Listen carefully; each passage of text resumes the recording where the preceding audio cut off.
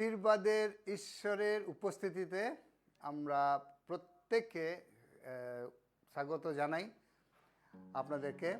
আর আজকে আমাদের বাইবেল অধ্যয়নের সময়, বিশেষ করে যখন আমরা প্রেরিতের পুস্তকের মধ্যে রয়েছি, আর আজকে বিশেষ রূপে আমরা প্রেরিতের পুস্তক সম্পর্কে শিখতে চলেছি। গতবারের সিরিজে আমরা প্রেরিতের পুস্তকের 18 অধ্যায়ের থেকে কয়েকটি পদকে দেখেছিলাম পৌলের প্রচার কার্য সম্পর্কে, এবং আজকে বিশেষত প্রেরিতের পুস্তক যেটা রয়েছে, প্রেরিতদের কার্য বিবরণী, সেই প্রেরিতদের কার্য বিবরণীর পুস্তক সম্পর্কে আমরা আজকে শিখতে চলেছি। সো আসুন আমরা আমাদের হৃদয়কে ঈশ্বরের কাছে নিয়ে আসি, এবং আজকে প্রার্থনা আমি একটি গানের মধ্যে দিয়ে করতে চাই। আর এই গানটি আমার একটা প্রিয় গান, একটি প্রার্থনার গান। যদি আপনি জানেন করতে পারেন, নালে শুনুন এবং শব্দগুলোকে ধ্যান দেবেন। এটা আমার একটা প্রার্থনার গান। এনেছি আজ হৃদয়খানি তোমার পায়ে দিতে। আমার মনে পড়ছে মরিয়মের কথা। মরিয়ম যখন প্রভু যীশু খ্রিস্টের পায়ে নিচে বসেছিলেন এবং ঈশ্বরের বাক্য শুনছিলেন প্রভু যীশুর মুখ দিয়ে। আজকে আসুন আমরা একই আচরণে ঈশ্বরের বাক্যে সম্পর্কে শিখি। এ সময় এনেছি আজ হৃদয়খানি তোমার পায়ে দিতে। এনেছি আজ হৃদয়খানি তোমার পায়ে দিতে। তোমার প্রেমের পরশমণি পরাণ ভরে নিতে।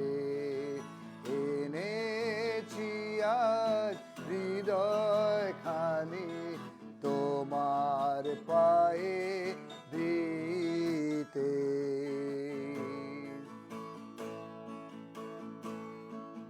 নয়নে মোর রইবে তুমি, দূর হবে আধার। তুমি প্রভু জীবন জ্যোতি, আলোর পারাবার। আমি ঈশ্বরের বাক্য থেকে শিখেছি সূর্য এবং চাঁদ জ্যোতি উৎস প্রথমে ছিল না। ঈশ্বর তিনি নিজেই জ্যোতির উৎস, এবং তারপরে ঈশ্বর যিনি জ্যোতির উৎস, তিনি সূর্য এবং চন্দ্রমাকে সৃষ্টি করেছেন। ঈশ্বরের বাক্যেতে লেখা রয়েছে প্রভু যীশু খ্রিস্ট তিনি হচ্ছেন সেই মহাজ্যোতি, যিনি প্রত্যেকটি অন্ধকারের পরিস্থিতিতে আলো দিতে পারেন। আমার ঈশ্বরের বাক্যেতে আমি এটাও শিখেছি, ঈশ্বরের বাক্য আমার জন্য জ্যোতি, আলো স্বরূপ। তোমার বাক্য আমার চরণের প্রদীপ, আমার পথের আলো। এবং তার সাথে সাথে ঈশ্বরের বাক্য আমাকে এটাও শেখায় যে আমরা জীবনের, যারা আমরা যিশুতে রয়েছি, যিশুতে জীবনযাপন করি, আমরা দীপ্তির সন্তান। সুতরাং আজকে যখন ঈশ্বরের বাক্যকে শিখতে চলেছি, ঈশ্বরের বাক্য সম্পর্কে শিখতে চলেছি, আমি আজকে ঈশ্বরের কাছে প্রার্থনা করি আমার চোখে ঈশ্বর থাকবে এবং তুমি আমার অনেক প্রকারের অন্ধকারকে দূর করে দেবেন। নয়নে মোর রইবে তুমি, দূর হবে আধার। তুমি প্রভু জীবন জ্যোতি, আলোর পারাবার।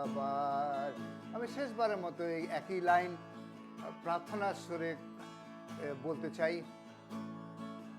নয়নে মোর রইবে তুমি, দূর হবে আধার।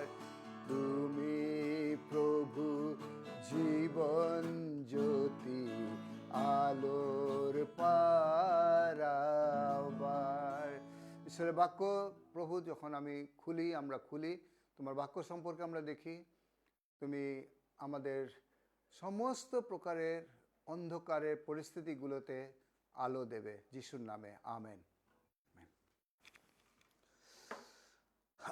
আরেকবার স্বাগত জানাই আমাদের আজকের এই বাইবেল অধ্যয়নে, এবং যেভাবে বলেছি প্রেরিতদের কার্য বিবরণী সম্পর্কে আমরা শিখতে চলেছি আজকে। প্রেরিতের কার্য বিবরণী এই বইটিতে 28খানা অধ্যায় রয়েছে, এবং আজকে আমরা বিশেষ করে 4টে বিষয় শিখতে চলেছি। এবং আজকে ওই বইয়ের ভেতরে হয়তো আমরা খুব অল্প ধ্যান করব, কিন্তু এই বইটির সম্পর্কে আজকে আমরা অনেক কিছু শিখতে পাব।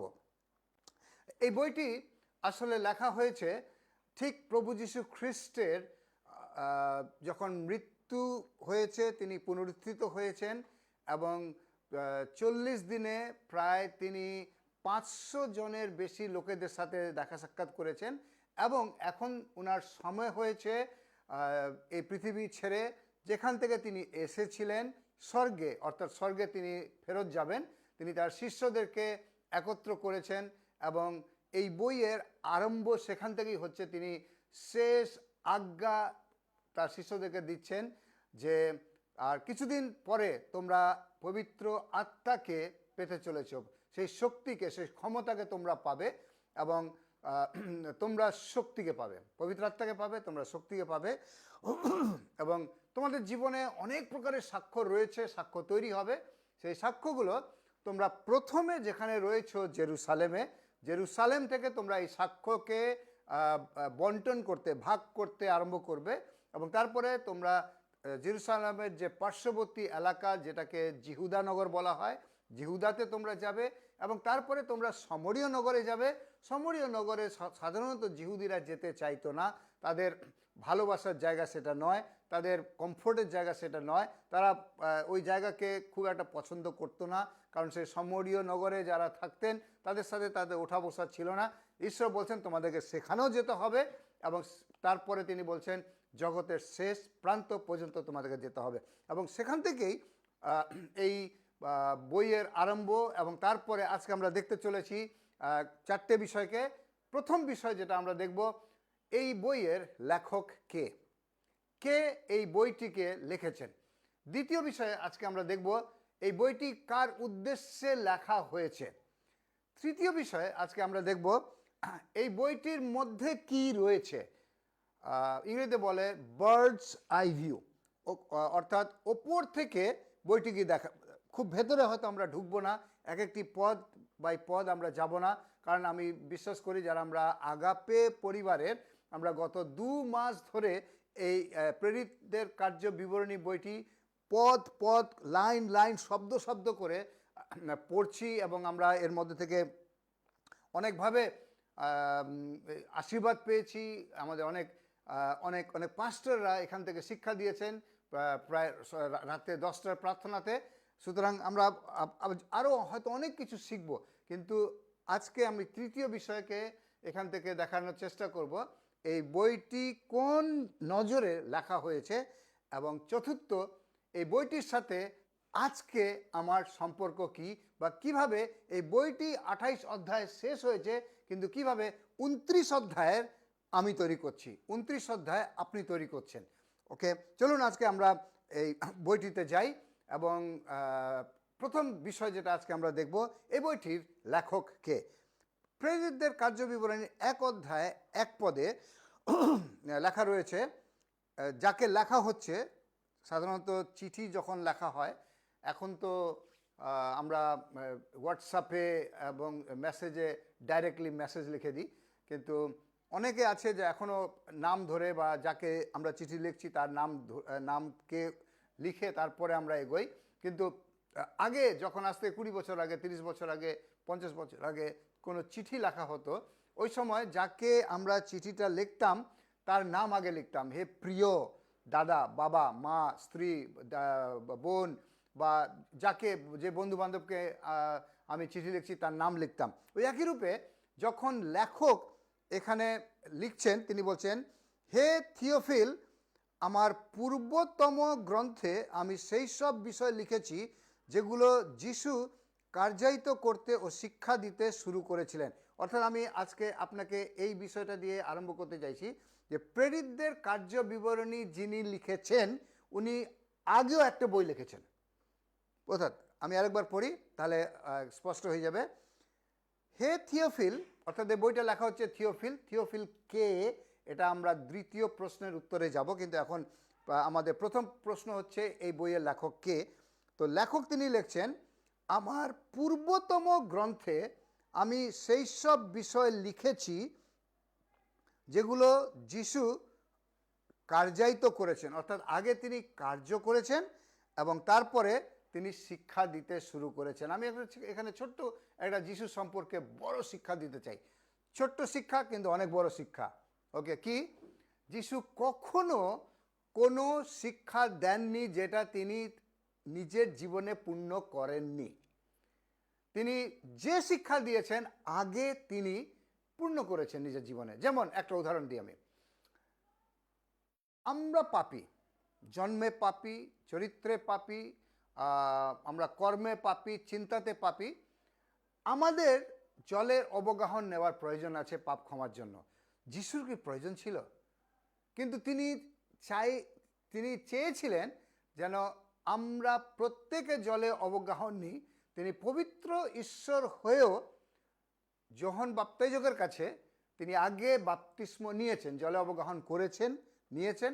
তারপরে মথি 28 অধ্যায় 18, 19, 20 পদে তিনি শিষ্যদেরকে এবং আমাদেরকে বলছেন, যাও তোমরাও বাপ্তিস্ম নাও, জলে অবগাহন নাও এবং অন্যদেরকে অবগাহন দাও। সুতরাং প্রভু যীশু খ্রিস্টর প্রয়োজন না হলেও তিনি শিক্ষা দেওয়ার আগে সেই কাজটি নিজের জীবনে করেছেন।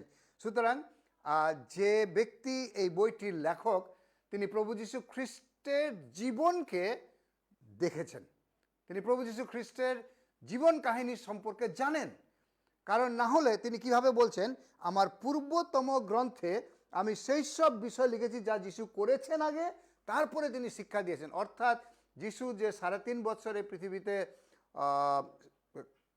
কার্য করেছেন, মিরাকল করেছেন, জলের উপরে হেঁটেছেন, শিশুদেরকে কি শিক্ষা দিয়েছেন, শিষ্যদেরকে কি শিক্ষা দিয়েছেন, মরিয়মকে কি শিক্ষা দিয়েছেন, এক একটা নেতা গুরুদের কি শিক্ষা দিয়েছেন, এই সমস্ত কিছু তিনি জানেন।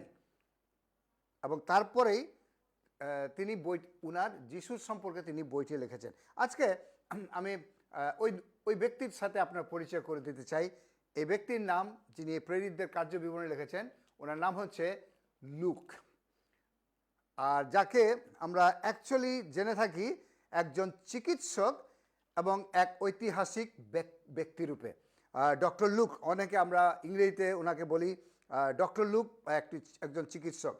তো এই লুক আবার যিশুর সম্পর্কে 24টি অধ্যায়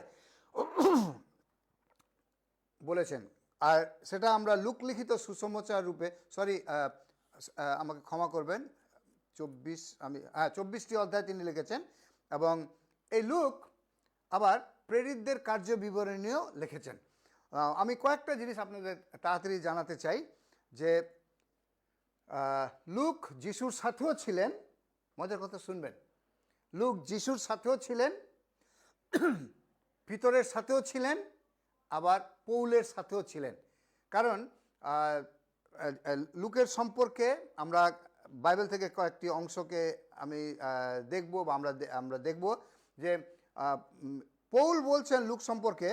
আমি আপনাকে জানাতে চাই যে যখন পৌল মিশনারি জার্নিতে গেছিলেন তখন তিনি বলছেন যে আমার কারাসঙ্গী আরিখাস্টো এবং বার্নবার জ্ঞাতি ভাই মার্কো তোমাদের শুভেচ্ছা জানাচ্ছে। এবং এক মিনিট, আমার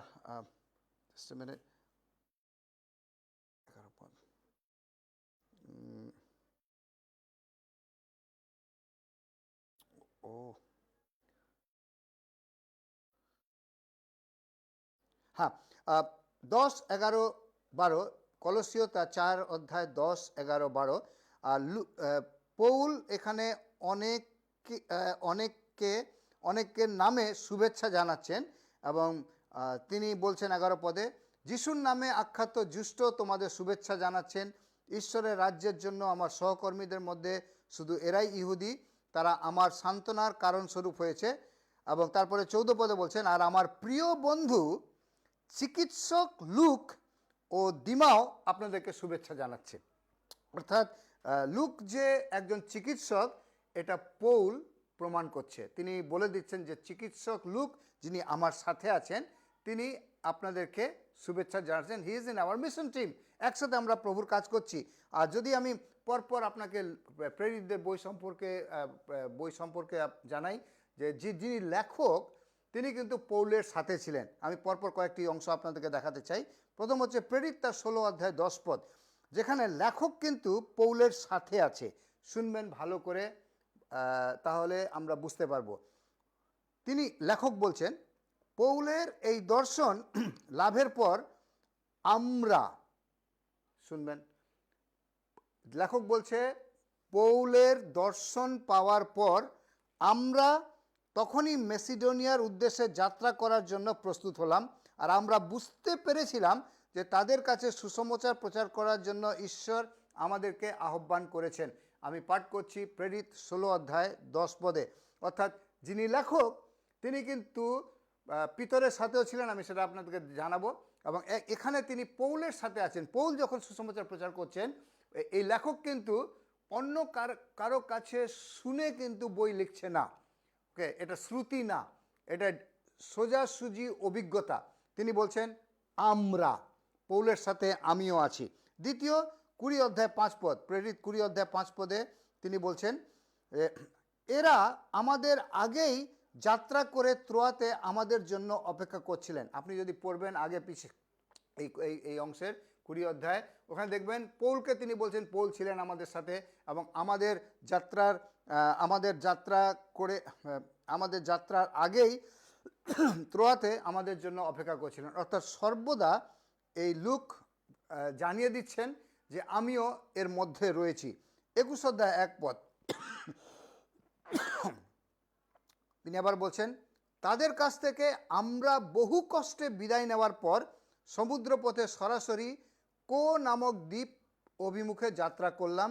পরদিন আমরা রোডসে এবং সেখান থেকে পাত্রায় গেলাম। তো পৌলও আছেন সাথে, কিন্তু লুকও সেখানে রয়েছেন। এবং লুকের যে অভিজ্ঞতা সেটা খুব লাইভলি। তিনি কারো কাছ থেকে শুনে সেকেন্ড হ্যান্ড এক্সপিরিয়েন্স বা সেকেন্ড হ্যান্ড অভিজ্ঞতায় তিনি বইটি লেখেননি। ওকে, 27 অধ্যায় 1 পদ এখানে একই কথা বলছে, যখন স্থির হলো যে আমরা জাহাজে করে ইতালি যাত্রা করব, পৌল ও আরও কিছু বন্দীকে সম্রাট অগাস্টাসের সৈন্যদলের একজন শত সেনাপতি জুলিয়াসের হাতে অর্পণ করা হলো। অর্থাৎ পৌলের সাথে ইনি ছিলেন সর্বদা এবং ইনি দেখছেন পৌলের প্রতি কি হচ্ছে, পৌল কোথায় কি প্রচার করছে। সুতরাং এই বইয়ের যখন যিনি লেখক তিনি খুব চাক্ষুষ প্রমাণে এবং নিজের শারীরিক উপস্থিতির মাধ্যমে যে অভিজ্ঞতা লাভ করেছেন সেটা তিনি লিখছেন। সুতরাং আমি কেন এই কথাগুলো বলছি, প্রেরিতদের কার্যবিবরণী যিনি লিখেছেন তিনি কোনো কথা শুনে লেখেননি, তিনি যা কিছু লিখেছেন তিনি সেখানে ছিলেন। ওকে, লুক 1 অধ্যায় 1 থেকে 4 পদ আমি আপনাদের জন্য পড়তে চাই। লুক 1 অধ্যায় 1 থেকে 4 পদ, যা কিছু ঘটে গেছে। লুক যে যিশুর সাথে ছিলেন, এতক্ষণ আমরা দেখছি লুক পৌলের সাথে ছিলেন, এবারে লুক যে যিশুর সাথে ছিলেন তার প্রমাণ শুনবেন।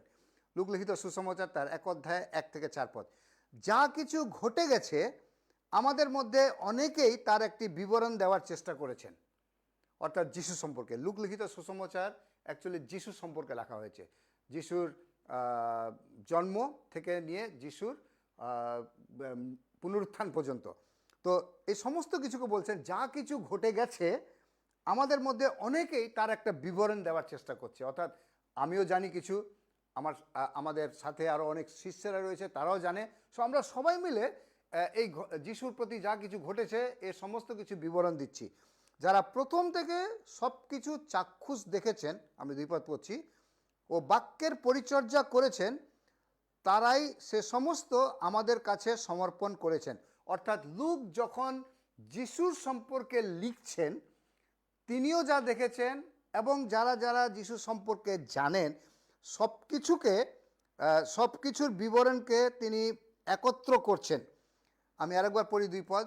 যারা প্রথম থেকে সব কিছু চাক্ষুষ দেখেছেন, অর্থাৎ যিশুর জন্মের আগে থেকে মরিয়ম এর সাথে কিভাবে স্বর্গদূতের আলাপ হয়, কিভাবে যোহন বাপ্তাইজকের জন্ম হয়, সখরীয় এবং এলিজাবেথের কাছে স্বর্গদূত আসেন, কিভাবে যোহন বাপ্তাইজকের জন্ম আগে হয়, কিভাবে মরিয়ম এবং এলিজাবেথ তাদের মিলন হয়েছিল, তারা একে অপরকে আলিঙ্গন করেছিল এবং শিশুটি গর্ভের মধ্যে নেচে উঠেছিল।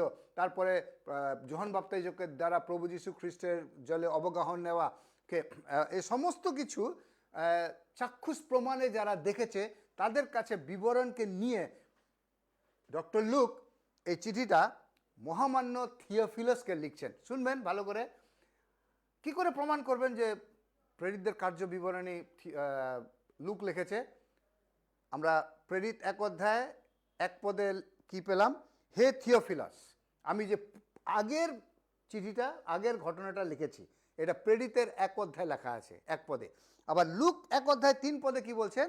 হে মহামান্য থিওফিলাস, মানে তার মানে একই ব্যক্তিকে বলা হচ্ছে। এখানে লজিক্যালি আমরা প্রমাণ করতে পাচ্ছি যে লুক লিখিত সুসমাচার লিখেছেন এবং লুকই প্রেরিতদের কার্য বিবরণ বলে লিখেছেন, কারণ দুটোই থিওফিলাসকে বলা হচ্ছে। মহামান্য থিওফিলাস 3 পদ, লুক লিখিত সুসমাচার তার 1 অধ্যায় 3 পদ। সেই জন্য আমি প্রথম থেকে সব কিছু সযত্নে অনুসন্ধান করে আপনার জন্য এক সুবিন্যস্ত বিবরণ রচনা করা সঙ্গত বিবেচনা করলাম, যেন আপনি যে শিক্ষা লাভ করেছেন সে বিষয়ে আপনার জ্ঞান সুনিশ্চিত হয়।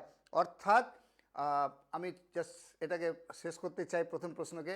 এই বইয়ের লেখককে, প্রেরিতের বইয়ে লেখা রয়েছে যে আমি এর আগে একটি বই লিখেছি, হে থিওফিলাস, সেটাতে যিশুর কার্য সম্পর্কে লেখা রয়েছে। তো আগের বইটা কি? প্রেরিতের আগের বইতে 4টে বই আছে, মথি, মার্ক, লুক, যোহন। তো মথিতেও থিওফিলাসের নাম লেখা নেই, মার্কেও থিওফিলাসের নাম লেখা নেই, যোহন লিখিত সুসমাচারেও থিওফিলাসের নাম লেখা নেই। কেবলমাত্র লুক লিখিত সুসমাচারে থিওফিলাসের নাম লেখা আছে। বলা হয়েছে যে আমি যিশুর সম্পর্কে যা কিছু জেনেছি সেটা আমি এখানে বর্ণনা করেছি, বিবরণ দিয়েছি। হে থিওফিলাস, তোমার শিক্ষার জন্য এটা প্রয়োজন রয়েছে। আর তারপরেই তিনি প্রেরিতদের কার্য বিবরণী যখন লিখছেন, সেখানেও তিনি বলছেন আমি এর আগে অলরেডি একটা বই লিখেছি যেটা লুক লিখিত সুসমাচারের কথা বলা হয়েছে। সুতরাং আমরা এটা প্রমাণ করি যে প্রেরিতদের কার্য বিবরণ লেখা হয়েছে ডক্টর লুকের দ্বারা। এবং এই ডক্টর লুক অ্যাকচুয়ালি তিনি ছিলেন একজন ঐতিহাসিক ব্যক্তি এবং তিনি একজন, অনেকে বলে উনি নাকি গ্রিক, তিনি জেন্টাইল, ইংরেজিতে বলা হয় জেন্টাইল বা গ্রিক, বাট তিনি যিশুর সাথে সাথে ছিলেন, পিতরের সাথে ছিলেন এবং পৌলের সাথে ছিলেন। না, এবারে আমরা দ্বিতীয় প্রশ্ন যেতে চাই যে এই চিঠিটা কাকে লেখা হয়েছে? প্রেরিতদের কার্য বিবরণীতে প্রথম দুটো শব্দই আমরা পাই হে থিওফিল, ইংরেজিতে বলা হচ্ছে থিওফিলাস। না, এই থিওফিলাস নামক যে ব্যক্তি, অনেকে যারা বাইবেল স্কলার তারা সন্দেহের মধ্যে রয়েছে যে থিওফিলাস বলে কোনো এক ব্যক্তি ছিলেন কি ছিলেন না। আর থিওফিলাস সম্পর্কে কিন্তু লুক ছাড়া আর অন্য কেউ কিছু বর্ণনা করেন না। কিন্তু আজকে আমি আরও গভীরে যেতে চাই। যে নামটি আমরা উচ্চারণ করছি থিওফিলাস, এই থিওফিলাস নামটির মধ্যে আমি আছি। জানেন কি করে? আপনারা অনেকে আছেন এই থিওফিলাস নামটি। আমরা এই নামটিকে ভাঙি। এই নামটি দুটো গ্রিক শব্দকে এক করে করা হয়েছে। প্রথম গ্রিক শব্দ হচ্ছে থিও নামের অর্থ হচ্ছে, থিও শব্দের অর্থ হচ্ছে ঈশ্বর বা ঐশ্বরিক। থিওলজি বলি আমরা ওকে। থিওলজি, যে ঐশ্বরিক বিজ্ঞান, ঐশ্বরিক জ্ঞান যে অধ্যয়ন করে সেটাকে বলা হয় থিওলজি স্টাডি। তো থিও মানে ঈশ্বর, আর ফিলাস, ফিলাস একটা শব্দ থেকে এসছে, গ্রিক শব্দ, যেমন ভালোবাসা, প্রেম, বাংলাতে কয়েকটা আছে, ইংরেজিতে লাভ, এফেকশন, কিন্তু গ্রিকে সাধারণভাবে তিনটে শব্দ ভালোবাসাকে প্রমাণ করে, যেটা হচ্ছে ইরোস, ফিলেও এবং আগাপে। নাও ইরোস ভালোবাসা হচ্ছে যেটা স্বার্থের ভালোবাসা। আমি সময়ের অভাবে ছোট করে বোঝানোর চেষ্টা করছি।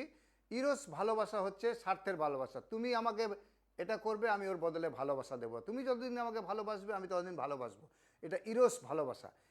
আগাপে ভালোবাসা ঐশ্বরিক ভালোবাসা, আগাপে ভালোবাসা নিঃস্বার্থের ভালোবাসা, অর্থাৎ আমি কারো কাছে কিছু পাই বা না পাই, নিঃস্বার্থে আমি ভালোবাসা দিতে থাকব। কিন্তু ফিলেও ভালোবাসা হচ্ছে, অনেক অর্থ আছে ফিলিওর, কিন্তু ওর মধ্যে থেকে একটা হচ্ছে যেটা হচ্ছে সম্পর্কের ভালোবাসা। ওকে, যেমন ভাই ভাইয়ের ভালোবাসা, বোন বোনের, ভাই বোনের ভালোবাসা, ওকে, আত্মীয় স্বজনের ভালোবাসা। ফিলেও হচ্ছে ভালোবাসা, অর্থাৎ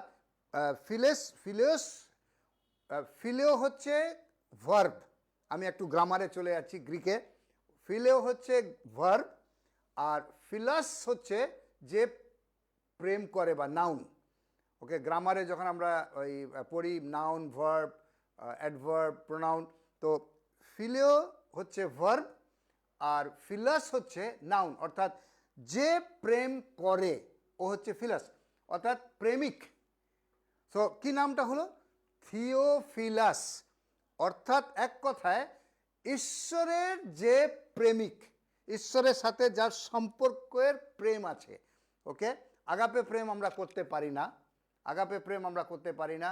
যখন পিতরকে প্রভু যীশু খ্রিস্ট বলছেন তুমি কি আমাকে ভালোবাসো, তখন কিন্তু তিনি বলছেন আগাপে, কিন্তু তারপরে বলছে তুমি গিয়ে অন্যদেরকে ভালোবাসো, তখন কিন্তু বলছে ফিলেও ভালোবাসা।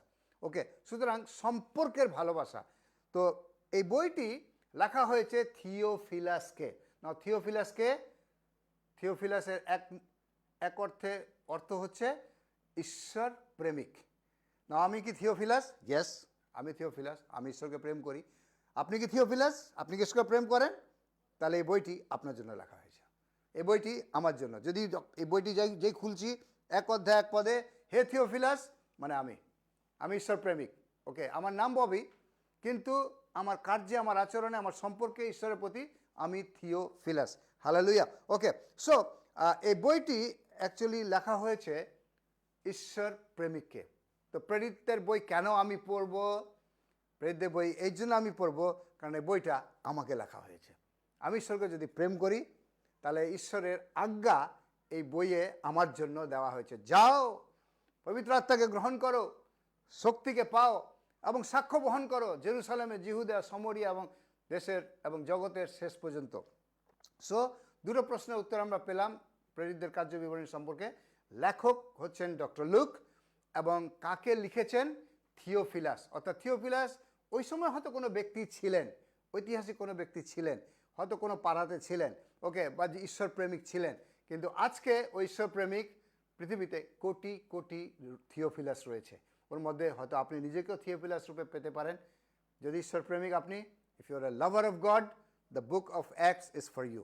ওকে, সো তৃতীয় প্রশ্নে এবার আমরা যেতে চাইছি, প্রেরিতদের কার্যবিবরণীতে কি লেখা হয়েছে। ওকে, যেমন লুক লিখিত সুসমাচার যদি আমরা দেখি, লুক লিখিত সুসমাচারে ডক্টর লুক যিশুর জন্ম এবং শৈশবের বিষয়ে 1 এবং 2 অধ্যায় বলছেন। তারপরে তার বাপ্তিস্মা এবং প্রলোভনের সম্মুখীন হওয়ার জন্য তিনি 3 অধ্যায় থেকে 4 অধ্যায় 13 পদ পর্যন্ত বলছেন। তারপরে 4 অধ্যায় থেকে 9 অধ্যায় পর্যন্ত তিনি গালিল প্রদেশে ঈশ্বরের পরিচর্যা যিশু কিভাবে করেছিলেন। তারপরে জেরুসালেমে ওনার যাত্রা এবং পরিচর্যার কাহিনী তিনি 9 থেকে 19 অধ্যায় পর্যন্ত বলেছেন। এবং শেষ কিছু তিনি লিখেছেন যিশুর যে শেষ সপ্তাহ মৃত্যুর আগে এবং মৃত্যুর পরে, সেটা তিনি 19 থেকে 24 অধ্যায় পর্যন্ত লিখেছেন।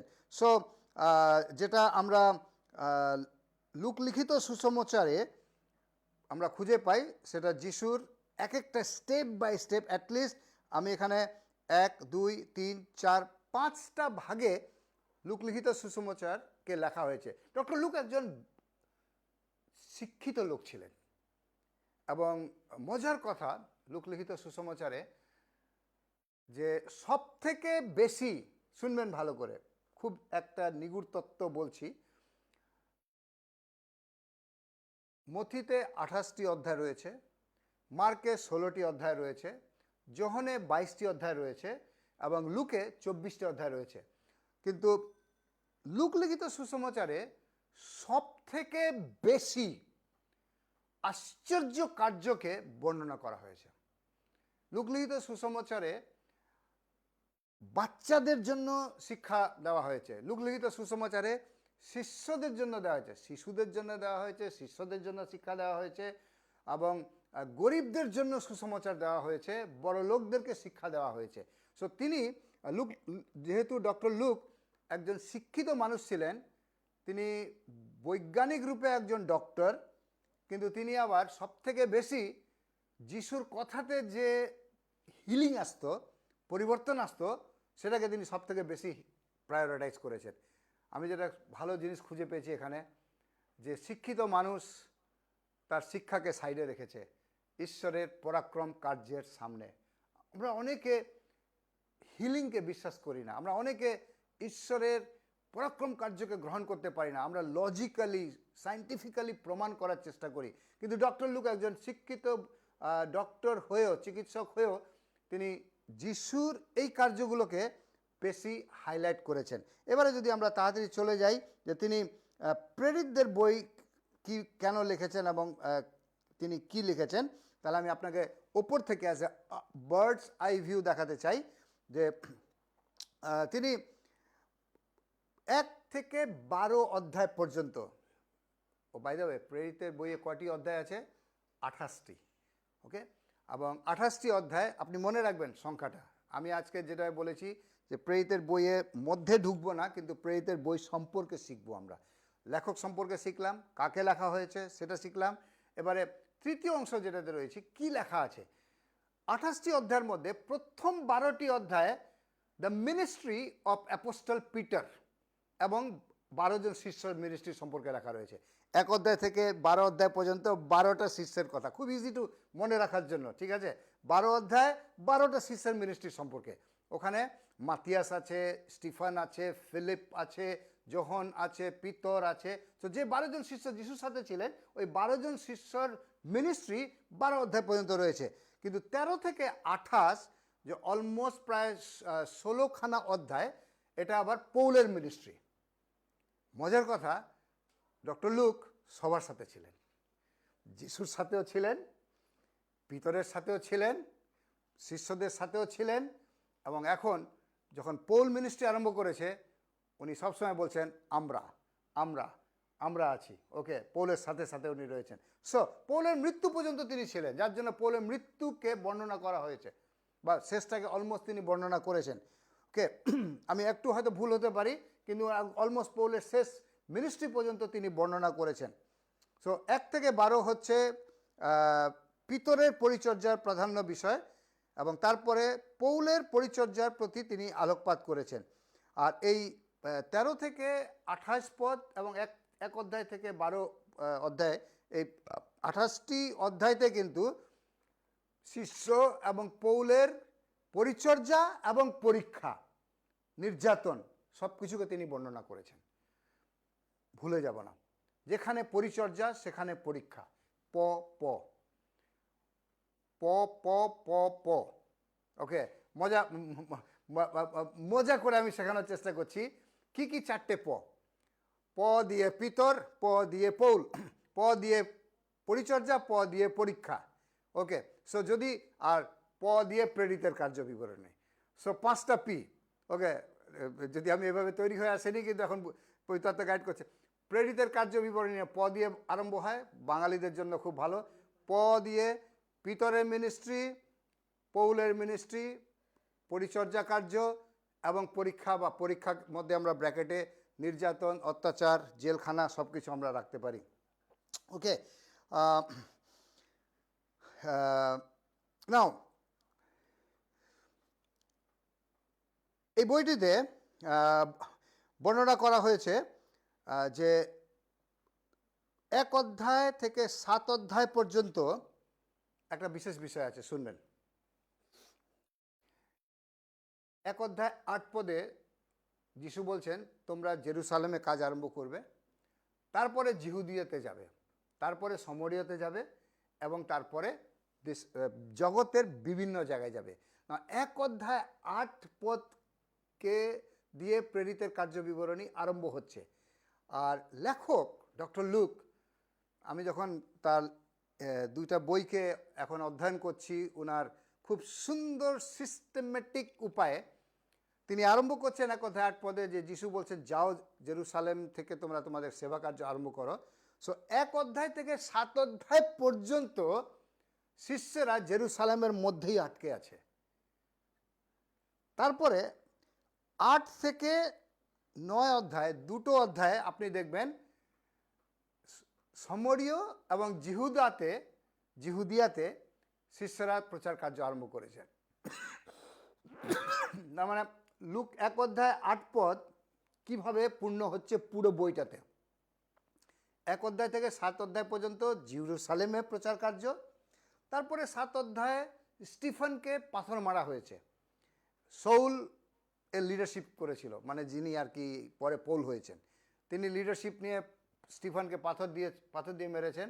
এবং তারপরে বিশ্বাসীরা ভয়ে ছত্রভঙ্গ হয়ে গেল, তারা পালাতে আরম্ভ করলো জেরুসালেম থেকে।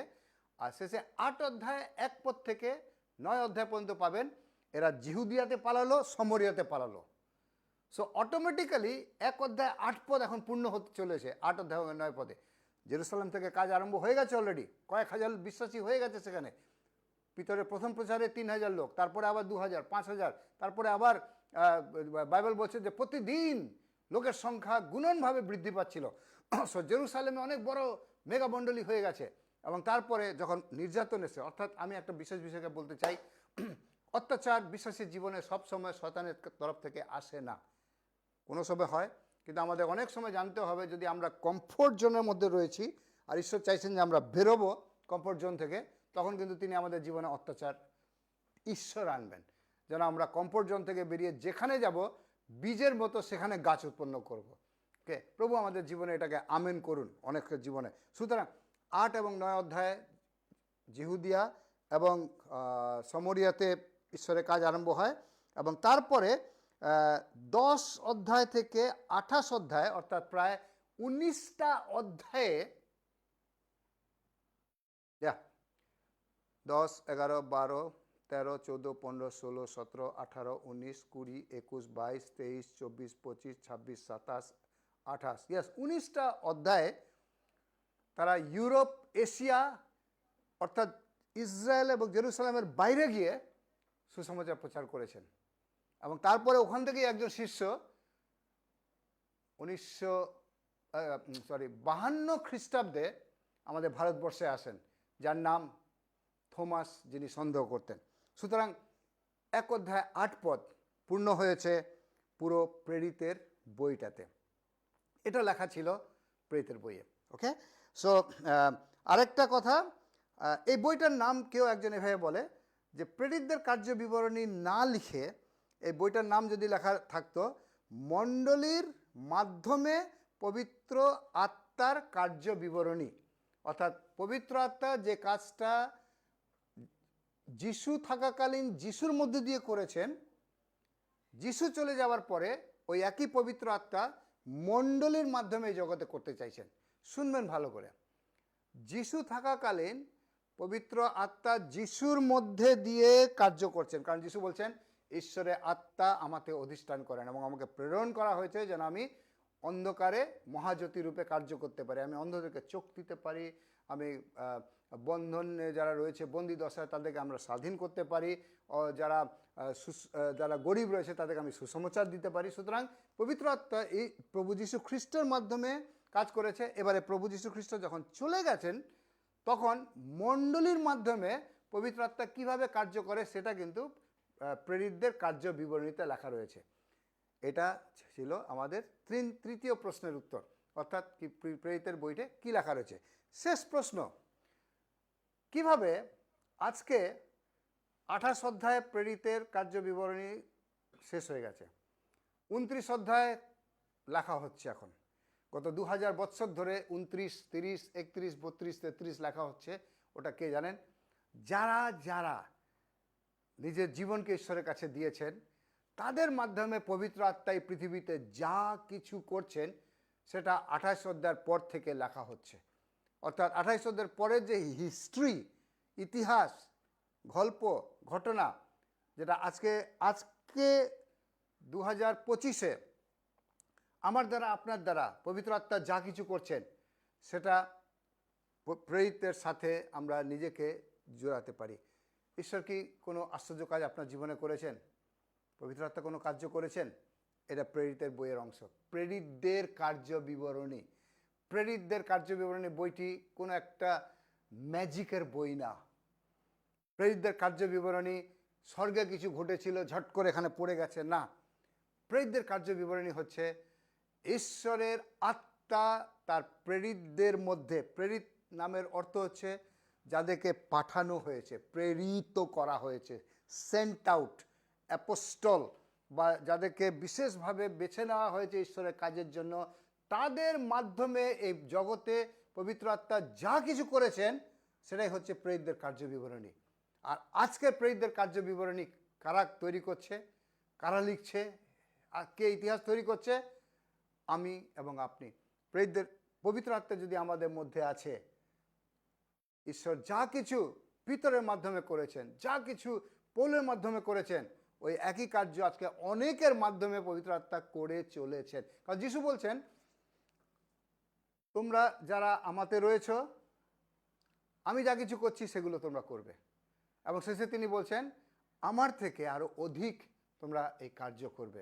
প্রিয়েরা, আজকে যখন প্রেরিতদের কার্য বিবরণী সম্পর্কে আমরা কিছুটা শেখার চেষ্টা করেছি, গত সিরিজে আমরা শিখছিলাম কিভাবে পৌল যেখানে গেছে ঈশ্বরের সম্পর্কে আলোচনা করেছেন যেন লোকেদের বিশ্বাস বৃদ্ধি পারে। পৌল যেখানে গেছেন সেখানে প্রচার করেছেন, একজনকে বাঁচানোর জন্য নয়, পুরো পরিবারকে বাঁচানোর জন্য, বহুজনকে ঈশ্বরের কাছে নিয়ে আসার জন্য। ওই একই দায়িত্ব ঈশ্বর আজকে যা পিতরকে দিয়েছিলেন, পৌলকে দিয়েছিলেন, একই দায়িত্ব আজকে আপনাকে এবং আমাকে দিচ্ছে, যেন প্রেরিতদের কার্য বিবরণী বইটি কন্টিনিউয়াস লেখা যেতে পারে। আমরা পিতর পৌল হয়ে প্রেরিতদের কার্য বিবরণীটাকে চালাতে থাকি। শেষ করতে চাই আবার 4টে প্রশ্নের কে স্মরণ করিয়ে।